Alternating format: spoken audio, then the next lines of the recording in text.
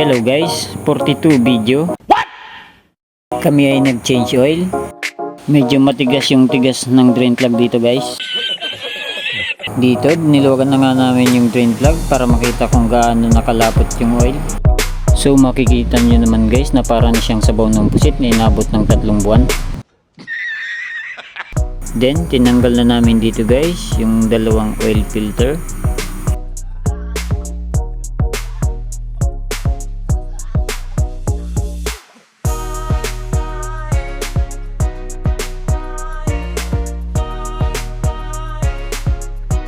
Pagkatapos ay tinanggal na din namin yung dalawang fuel filter.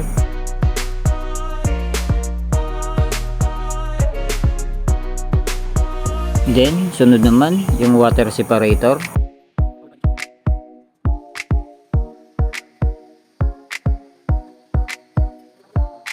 At ito na nga guys yung mga bagong filters.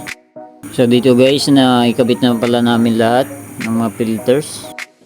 Pagkatapos sinalinan na namin guys ng engine oil.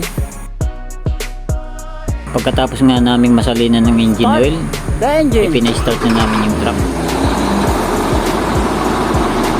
At syempre guys, bago matapos, grinasahan namin lahat ng grasa.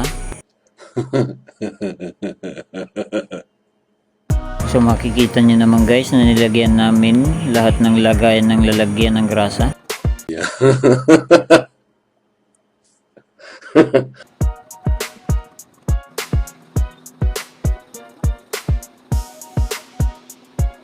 So ayun guys, natapos na din kami mag-change oil.